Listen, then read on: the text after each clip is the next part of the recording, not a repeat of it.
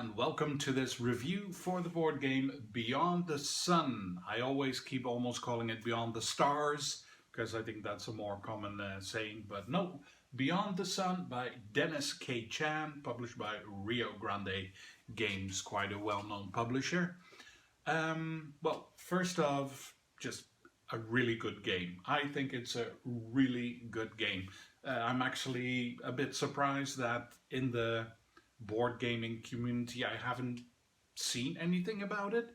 Sort of expecting a game like this to see pictures of people playing the game, people asking, has anyone heard of this game? But no, maybe it is, maybe I just personally missed all of it, but I've not seen much about it, and I think it really deserves some more attention.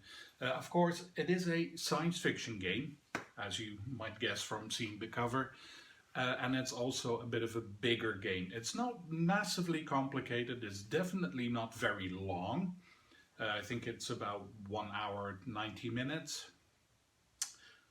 So it's, I don't see any reason why this couldn't be a bit bigger than it is, at least in my perception.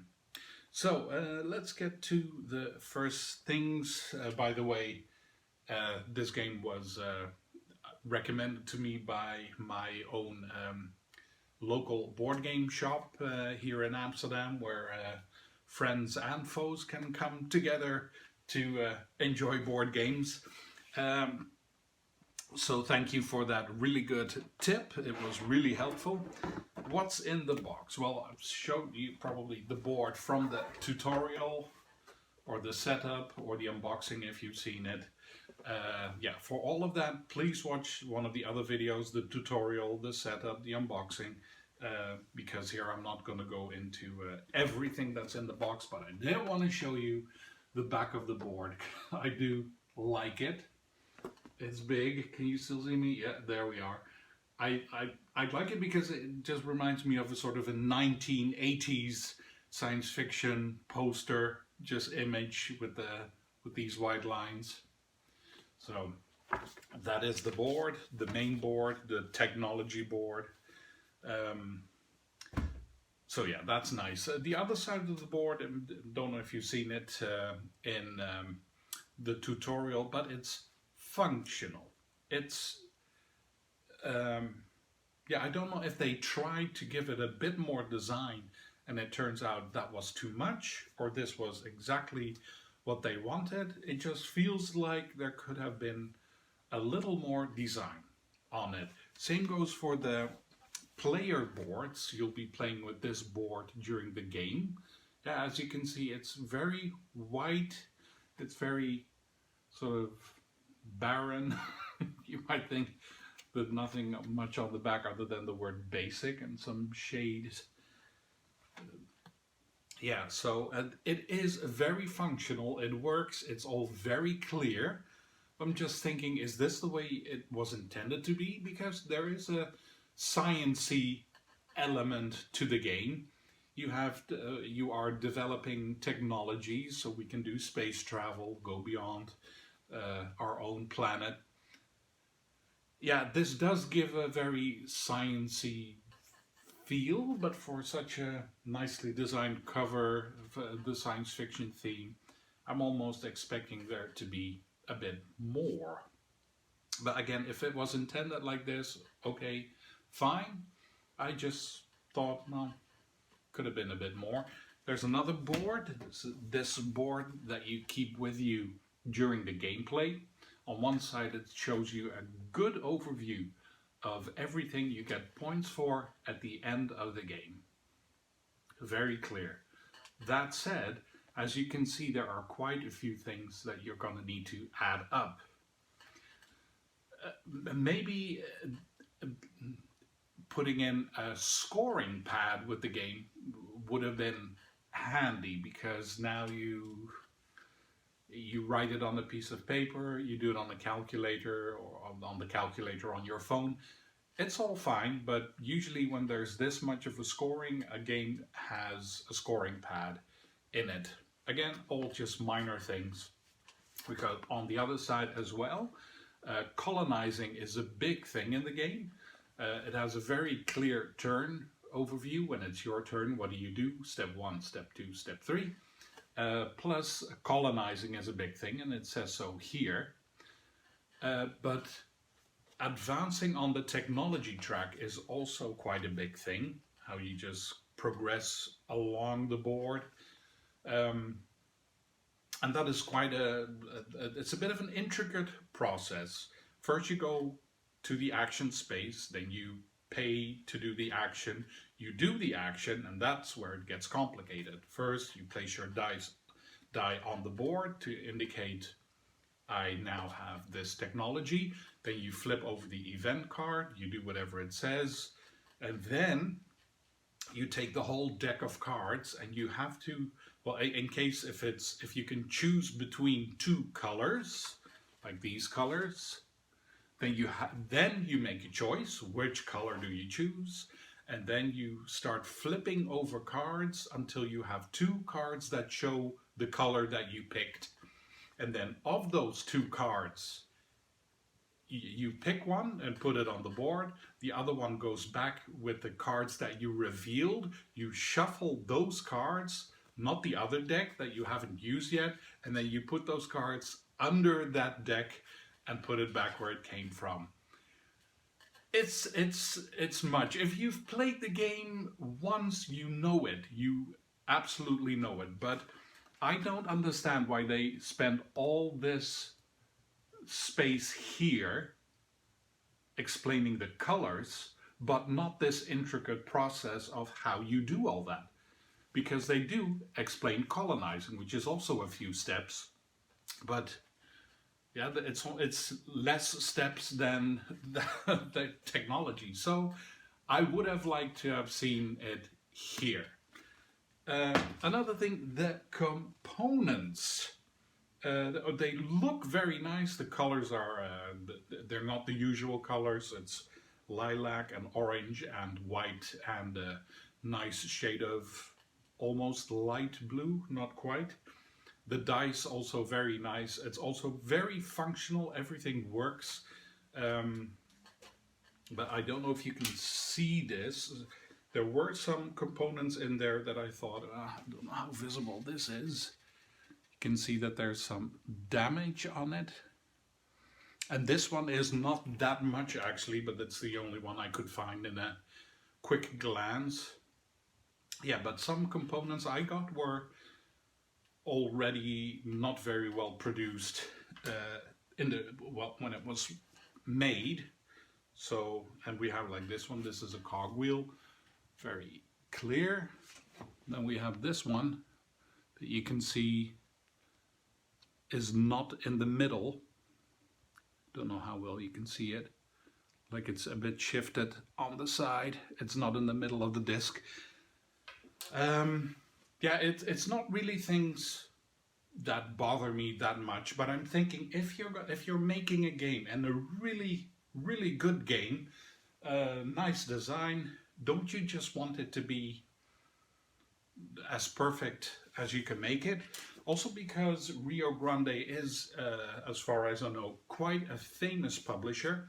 They've got this deck building game called Dominion that's world famous. I'm not sure if it was the first in its kind, but I believe it was the first deck builder. So yeah, I'm thinking you didn't put, yeah, I don't know if you put marketing in this game. If you did, I missed it. Then again, I do tend to miss out on some things now and then. And also the design, didn't you want to make it a bit nicer? Just a bit more details in it? And then the components, yeah, I'm getting components that are scratched or that have a little chip out of it. Not just one, but multiple ones. So yeah, I thought that was a bit, it almost felt a bit disrespectful toward the game since it's such a good game. So enough about that. It does seem quite that I'm negative about it, but again, no, I'm not. I'm not that worried about the components having a chip out of it. I just think, well, it just seems they went into the box like that. It wasn't damaged along the way.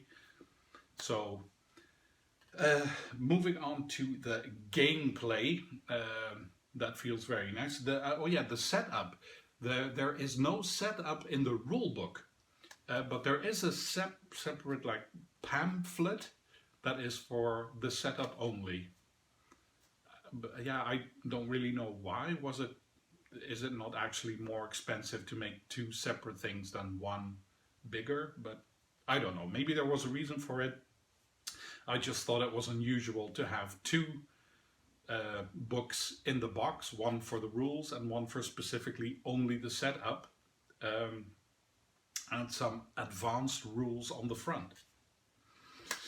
So yeah, it's sorry. The setup is also slightly elaborate, but I've played it twice, and then when we played it the third time, I knew the setup by heart. I didn't need to look it up. It's yeah, it's very clear. Maybe if I, for some reason, would not play this game for a long period, I would forget how it goes. But no, if you played it a few times, it's in your head how you get this game on the table, and it's quite quickly.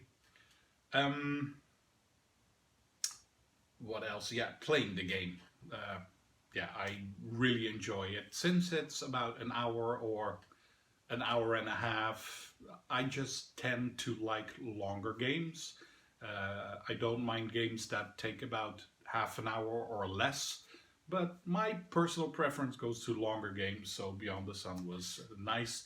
I like big boards, and yeah, that was definitely a big board. I couldn't even make the tutorial with using my tripod. I had to get my partner to hold the camera like the good old days 3 months ago. But yes, the gameplay, very interesting. You evolve a bit during the game. You open up certain spaces that will give you more resources at the end of the round, and having more resources gives you more possibilities when it's your turn. What else? There's different strategies you can choose from. My partner has focused a lot on that colonizing, just focusing on the space, the exploration board. Yeah, he won once with that. We played with a friend, and she was solely focused, well, yeah, basically solely focused on only the technology board, that tech tree, the really big board, that getting new technologies, becoming further evolved, having more action spaces to choose from, and she won. So that is also, you don't need to, you don't have to do everything in the game to win. You have options to choose from what you focus on. You can even do a bit of both. Normally when games offer you a lot of choices, they always say don't go for everything. In this case, there aren't actually that many things to choose from because it's about space exploration. You're going beyond the sun. So evolve your technology, your possibilities, and go into space. Those are two things. You can actually win the game if you're only focused on space. You can win the game if you're only focused on technology. And you can win the game, I've won it once, when you focus on both. Try to do a bit of both. So very interesting. The dice, I don't know if you remember them from the tutorial. There's a lot of dice in the game, but they all show the same. 4 spaceships, a human, and a little box. Well, the box is whatever the thing is before, when it's still on your own board, and then you turn it to a human or a spaceship. Very nice. Do keep an eye on the board, because this is the right side of the board, and when you return a die, you always have to put it on the most right side. Sometimes it does say you are allowed to take one of your dice, and you can take it all the way from the right. So that is good, but as soon as you have to return a die, I have overlooked it and just put it back here on the available space that was right in front of me, and then I forgot, oh yeah, there was this one tiny empty space left here at the side. But yeah, so I don't want to say that much more about it because we're already going on 15 minutes, I see. But for everyone who enjoys board games where you have this element of having your own player board evolving during the game, and instead of it being a Euro game with corn and whatever you do, also nice games, I don't have a problem with it. This is a good space exploration game, purely fictional. It's not meant to be realistic. It has a nice plot at the beginning of the book. I don't mention those in my tutorial. If anyone comes here to my house to play games and asks to be told the story behind Beyond the Sun, then I will gladly say it.